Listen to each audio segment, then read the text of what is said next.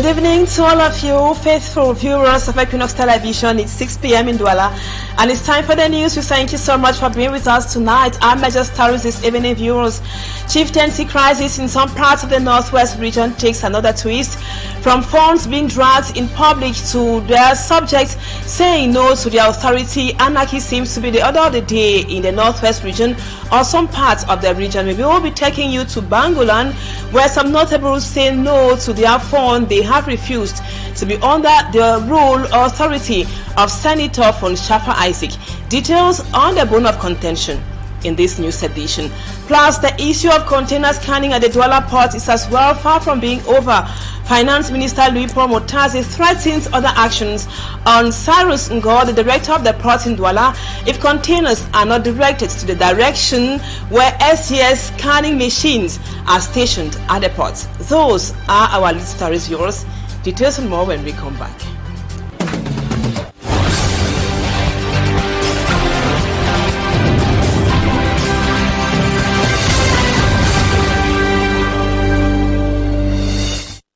Welcome back, viewers. Welcome from the weekend. Thank you so much for being with us. We told you in the headlines the chieftaincy crisis that has rocked the Bangolan village in the Ngoketundja division of the northwest region for about 10 years now has taken a new dimension. In a social media video, a group of notables who present themselves as the Ngumba, a traditional sacred society, says Senator von Schaffer Isaac is past tense for now, as they look forward to choosing a new traditional ruler who will be apolitical and be a true custodian of the customs and traditions of the lands. They also claim to have regained the palace after the past cleansing of the sacrilege allegedly committed by Senator von Schaffer Isaac, who chose to serve God and turn away from ungodly traditional rites like rituals, according to him. Their move has been condemned by the SU of Ngoketundja, who qualifies that as unlawful. Innocent Ase with details. Isaac said he not get no time for deal with successors. He be a believer. In a new twist of the long Bangolan chieftaincy crisis, the Ngumba, a traditional sacred society of the village, announced the dethronement of Senator von Schaffer Isaac they had long rebuked since 2016. Bangolan people no recognize Isaac. They be done dethrone Senator Schaffer since 2016. It not be no fun for Bangolan. In an amateur video, they are seen purifying a sacred place. Senator von Schaffer Isaac allegedly desecrated when he told a man of God he has decided to give his life to Christ. Since the 16th of February 2016, Senator Schaffer Isaac, he became for Bangolan with a group of unknown people in the name of church pastors, come for destroy this stone in the name of being a believer, without the knowledge of any notable of Bangolan, nor the kingmakers of Bangolan.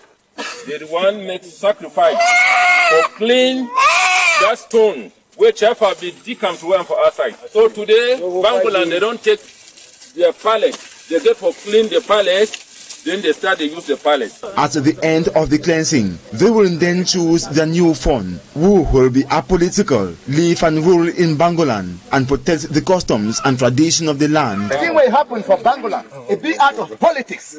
The Bangolan people not do politics. Tradition not get politics. When you want to do politics, you do politics. When you want to do tradition, you do tradition. Following this February 13 outing, a communique condemning the move to dethrone Senator von Schaffer Isaac surfaced on February 14th, signed by the senior divisional officer from Ngoketundja Division, Henderson Kwetong. The administrative document describes the takeover of the Bangolan Palace as an illegal and sacrilegious act that violates Tikari customs and Cameroonian law. The SDO accused the group of seeking to curse the phone and destabilize the village, further linking them to similar acts of violence in 2016, which caused Senator von Schaffer Isaac to flee at the time. He called on the natives to stay away from manipulation, while vowing all the perpetrators will be identified and punished for this. The Setting Ngumba makes their stance clear to the administration. For all the administration where it being a traditional ruler them, Schaffer not be considered. How a Bangolan stand for it today, very soon their flag or While the debates on this new development in Bangolan inflame the social media space, Senator from Chafa Isaac is yet to make a statement on what the SDO qualifies as his unlawful dethronement by a group of dissidents. To see who we go put on their way front. Because the Bangolan don't stay like that for 10 years without a leader. We will be talking more on that with a custodian of tradition from the Northwest region. That would be in the second part of the news. In other news, in Cameroon, some directors and board chairpersons of state enterprises have been in office for decades now despite laws limiting their tenure. This has sparked controversy, especially given President Paul Biya's repeated calls for youth to prepare for leadership roles. Their longevity in service also violates the provisions of the 2017 law governing public establishments and corporations. For me, Armstrong Sanda reports. Few days away from the Youth Week, this longevity in service of some directors and board chairpersons in Cameroon has been rolled back to the center of controversy, especially given President Paul Biya's repeated calls for youth to prepare for leadership roles. According to Professor Vivian Ondwabiwole's research, some notable examples of long-serving officials include Ayang Luke, board chairperson of the National Cocoa and Coffee Board, who has been in service for 33 years, and Mute Ebidiaz, Director General of the National Employment Fund, the FNE, with 31 years in service. The 2017 law governing public establishments and corporations clearly states that board chairpersons can serve a maximum of 6 years, while directors general and deputies can serve for up to 9 years. However, many officials have exceeded these limits, with some 71 board chairpersons serving illegally since July 2025. This situation contradicts President Paul Biya's rhetoric about youth being leaders of tomorrow. In his speeches, Paul Biya has emphasized job creation, women's empowerment, and strategic investment, but with a prolonged tenure of state officials block opportunities for the younger generations. Critics in Cameroon argue that this situation perpetuates a gerontocracy where elderly leaders occupy key positions, limiting opportunities for the younger generation. With youth unemployment in Cameroon estimated at 40%, the need for innovative economic management and leadership renewal remain crucial. Now in religion, Christians and Muslims would begin the month of fasting and prayer that would be in about 48 hours. That would be on Wednesday. And talking about Islam, as Ramadan draws nearer, Muslims in Douala are gearing up for a month of spiritual growth and devotion. From reciting the Holy Quran to observing the 5 pillars of Islam, the faithful are preparing themselves for a period of fasting, reflection, prayer, and community bonding. Immaculate Forgwe tells us more in the report which comes up next. Muslim faithful in Cameroon, particularly in Douala, are preparing for the month-long fasting period. In an interview with Equinoxe, Sheikh Mohammed Goubon, Imam of the Newborn Mosque, shares insights into the significance of Ramadan and how Muslims should observe it. Physically means to abstain from eating and satisfying all desires of the flesh from before dawn until after dusk. And this is done in order to satisfy the injunction of the Almighty, who asked us to fast the way He ordered other communities and other nations before us. This fasting is supposed to bring to the Muslims the acquisition of God consciousness, that is taqwa, meaning he will have a sensation, an autonomous, instantaneous recognition that the Almighty God is watching him. He further explains that Ramadan is a time for spiritual reflection, self-discipline, and community bonding. He emphasized the importance of Muslims adhering to the 5 pillars of Islam, including prayer, charity, and fasting. Fasting is done accompanied with a lot of prayers, because the fact that we are not eating means that the physiological effects of the body, while they take their toll, will constantly remind us of the Almighty and the reason why we are fasting all day long. So we end up remembering God and remembering our duties to Him and to mankind. Regarding the start of Ramadan, Sheikh Goubon states that it is expected to begin either on Wednesday or Thursday, pending the sighting of the crescent moon. They would look for the moon from about, say, Tuesday evening. And if they see the moon, then the month of Shaban will be set to 29 days, and fasting will start on the following day, which will be the first month of Ramadan. If they don't see the moon, then Shaban will complete it to 30. As they await the announcement, Muslim faithful are strengthening their faith through constant recitation of the Quran and observing the 5 pillars of Islam. Cameroon is one of the victims of the Russo-Ukrainian conflict. In 4 years, the country has lost nearly 100 of its citizens who enrolled in the Russian army. These volunteers seeking a better life died far from their families in this war 1,000 miles away from homeland. For the first time, a report gives details on the scale of the phenomenon and describes their recruitment networks. More with Cedric Chakutu. In a report published by All Eyes on Wagner Collective, Cameroon is now the leading sub-Saharan African country supplying fighters to Russian forces. Since 2023, 355 Cameroonians have reportedly been recruited out of a total of 1,417 identified Africans. Behind these figures lies a heavy human toll. The mortality rate is estimated to exceed 22%, with at least 94 Cameroonians aged between 18 and 57 years already killed on the front lines. We see in certain countries like Cameroon, for example, that a huge number of people are leaving to fight in Russia and their names appear on our list. In fact, a network of organizations has been established facilitating the recruitment and departure of people to Russia.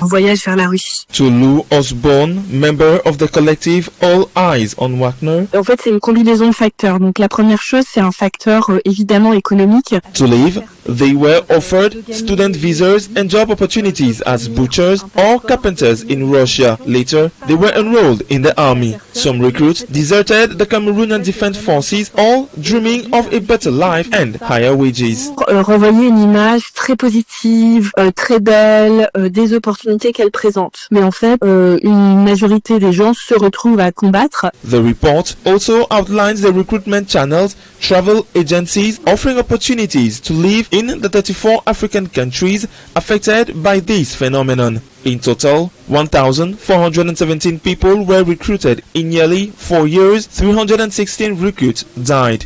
Cameroon is second in front of Egypt in terms of the number of recruits, with a total of 335 nationals, followed by Ghana. For the All Eyes on Wagner collective, the goal is to draw the attention of the countries concerned to this devastating loss of life and to provide leads to families who have received no news since their loved ones died on the front lines. While some countries have already reacted to this phenomenon, the Cameroonian authorities have not yet made any official statement. And inhabitants of Puma are complaining that a road construction through their area is going to cost them a lot. They have lost their houses, lands, and even graves of their ancestors. Law Mayeri in the report that comes up next tells us that the people propose the contractors can use on occupied lands. Some family members in the Puma subdivision are denouncing the seizure of their ancestral land for the construction of a public road infrastructure. My father is buried here since, my grandparents too. I don't know why they want to remove us from here. We have nowhere to go. This is the third deviation they are doing. It was supposed to pass the other way. They said it's a palace. Then they went in the middle and changed it again, saying it's agglomeration. Not opposing to this development project in their region, they are pleading for this stretch of road used should be changed because their ancestral tombs are going to be destroyed in this process. These families propose some modification on inhabited zones of this region. We showed them lands that are not far from our homes. Why are they not accepting this proposal? Whereas this action is necessary. It would be advantageous for the government and make them spend less. The government would lose nothing. instead to remove crops from their resting tombs. Ils sont venus directement commencer à faire le traçage, mettre les croix. In the Puma subdivision, Logbon is part of the village that will be impacted by the construction of the road Douala-Yaoundé of 441 kilometers. Instead of receiving money for their rehabilitation, some families prefer to preserve their ancestral secret lands. Nous savons que les tombes sont d'une délicatesse. We all know that the tombs are sacred. The forest is free. Why not destroy the forest instead of disturbing our ancestral homes? Nous ne devons pas gâter. While others are deploring this decision, the government proceeds to conclude all negotiations to start work in the coming days. And so that brings us to the end of the first part of the news. Let's now move on to talking points, viewers.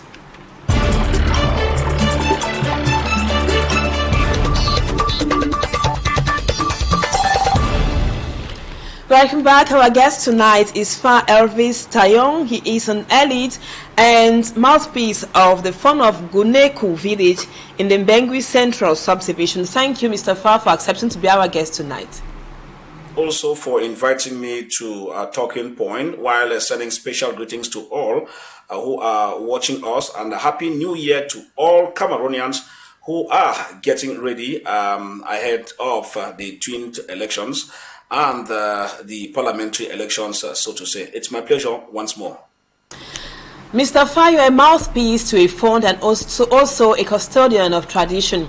Recently, we have had reports of some funds in the Northwest who have been involved in open conflicts, either linked to succession or with their subjects or other administrators. The case of the fund of Bangolan, Senator von Isaac Chafa, whom some of his subjects are rejecting now, that of the fund of Bambalang, who had to be dragged in administrative squabbles. What's your point of view? How can you analyze all of this, Mr. FAH?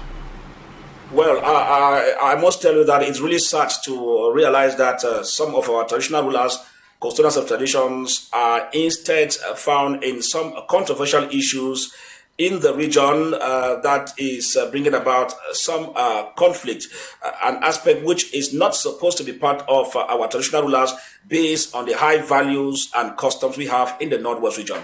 Well, if you look at the situation recently that occurred in the Bangolan, which is a village I respect so much, I found in Babisi subdivision, in Gokutunja division, it's a call for concern. And you realize that for some kingmakers to come out in their numbers to carry out traditional rights, dethroning the senator von Chafa, is really a call for concern. And you look at it, it is stemming from the fact that the traditional rulers themselves have equally been involved into partisan politics. That's why we keep saying that traditional rulers should not be involved into partisan politics, because their involvement in it will divide their subjects. Now you realize that those who are aligned with the party, political party where the traditional ruler finds himself, will find things differently in terms of interpretation, while those who are not in that line of party with the traditional ruler will find a different way of interpreting the actions of the traditional ruler. And these are the interpretations we get here, like what we find here in Bangolan. Now imagine that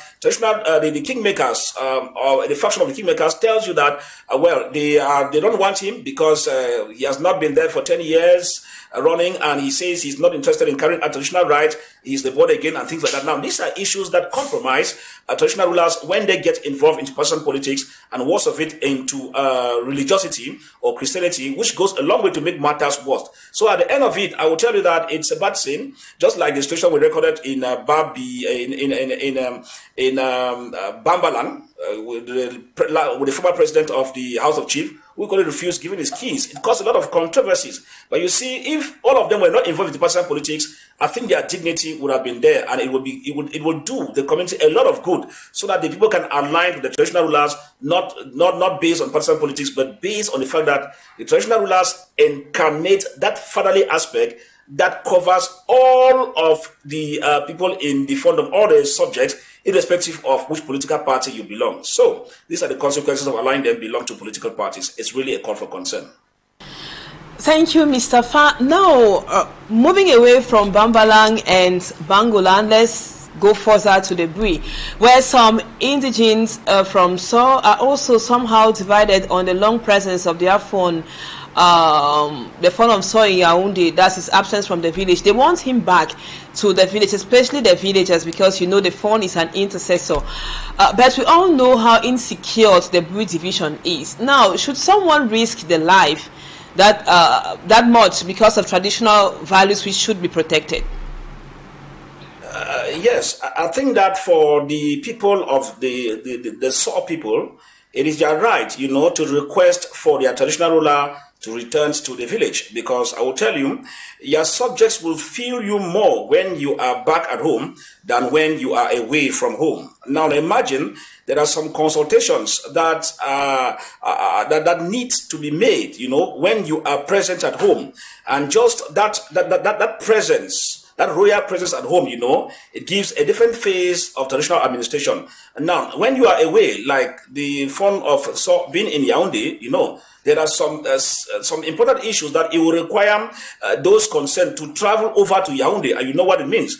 The distance between So and Yaoundé and the hurdles you will find on your way. So asking him to come back is a good thing. But then, just as we are asking, is it okay for someone to risk his life because of, traditional issues or values? Well, it's not accepted for someone to risk his or her life. Just like we will not accept the phone on So to risk his life. But the question is, what is the risk factor coming into play?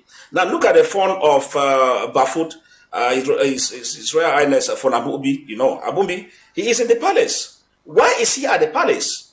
Because the manner in which he laid the foundation of his traditional rulership or administration explains why he will not bother leaving the palace. And so it boils back to what I said earlier, that when we allow traditional rulers to be involved in partisan politics, it jeopardizes many things. Now, during the period of this kind of squabbles and the conflict, those who are against the party where you find yourself will automatically see you as an enemy and will automatically endanger your life. By so doing, it makes things the way they are, such that the traditional ruler is forced to escape for his dear life. So, but I think that all in all, we would be advocating that traditional rulers should not be involved in personal politics, so that in the case, just like the case of His Royal Highness von Abumbi in Bafut, he'll be able to stay and not to move because he's owing nobody and he has not entangled himself in any political maneuver. And by so doing, he will not be a risk factor being a traditional ruler in So as per se. So that is just the simple lesson we think we should give to traditional rulers to learn from this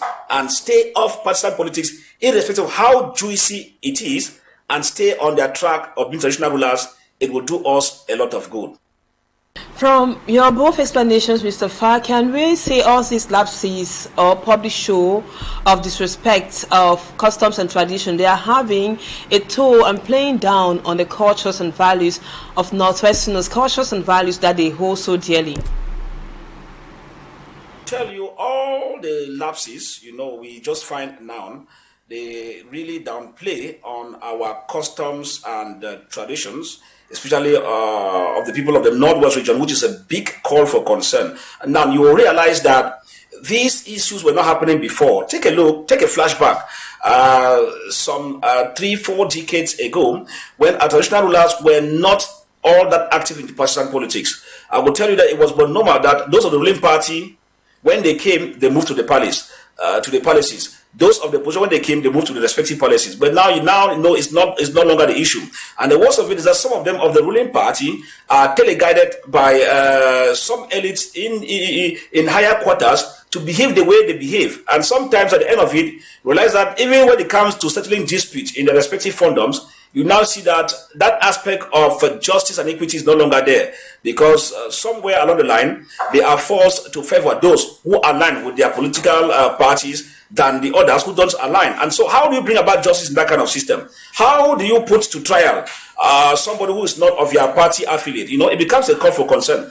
And all of these has gone a long way, not only to downgrade, but to destroy the fabrics, the original fabric of the Northwest customs and traditions. And that's why the only way to revive these values is for our traditional rulers to stay completely out of partisan politics. They will gain natural respect from the subjects, irrespective of which party the subjects belong. This is a call for concern, and I hope they will take this as it is. Thank you. Thank you, Mr. Fa. Just to remind our viewers again is that you are the mouthpiece of the Guneku village, the fund of the Guneku village. Before we go, Mr. Fa, all these seem to be caused by the Anglophone crisis, you know, the displacement of the funds and all of those. But do you think if the crisis ends, all will come back to normal, or the damage should have already been caused on some customs and traditions in some villages of the Northwest region? Yes, it is true that the Anglophone crisis has come in not to cause these problems we find here with traditional rulers being present at some controversies or controversial issues within their fondoms, because before the outbreak of the Anglophone crisis, some of these issues had been.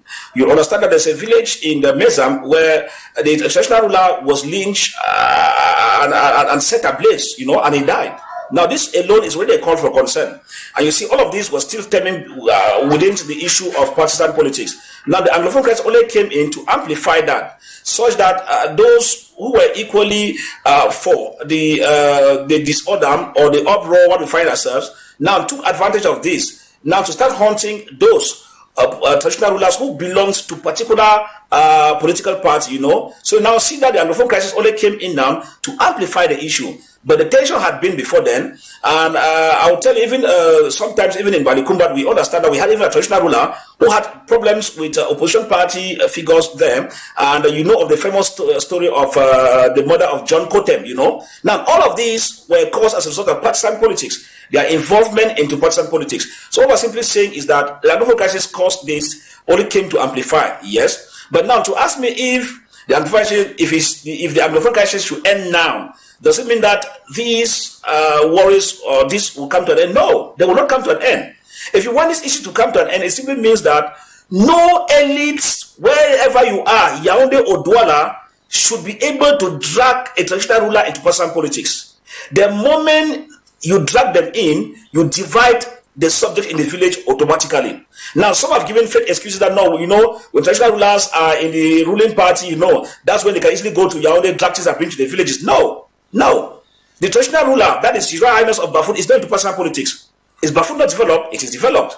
So the fund has a role to play. Why the mayors and the others in the other political sphere can go to Yaoundé and bring whatever they are bringing to the respective villages, but not traditional rulers as per se. So the Anglophone crisis should end now. Nothing will change, I tell you, until we start changing the mindset of making sure that funds who are into personal politics should decline. It will give them a lot of honor, irrespective of what looks juicy from Yaoundé, while those who were thinking to get into it should desist. If they do all of this, staying aloof, staying neutral, they will be bringing back the values of our customs and traditions to the respective villages in the Northwest region. Thank you very much, Mr. Fa, for that analysis. Thank you for accepting to be our guest on the news tonight, and hope to have you some other time. Viewers, thank you so much for being with us. That does it for this edition of the news in the English language. Equinoxe comes up in about 32 minutes, and the news in the French language will be yours at 8 p.m. Stay with us on Equinoxe Television, and tomorrow we will be together again, same time, God willing. For now, it's bye-bye from us.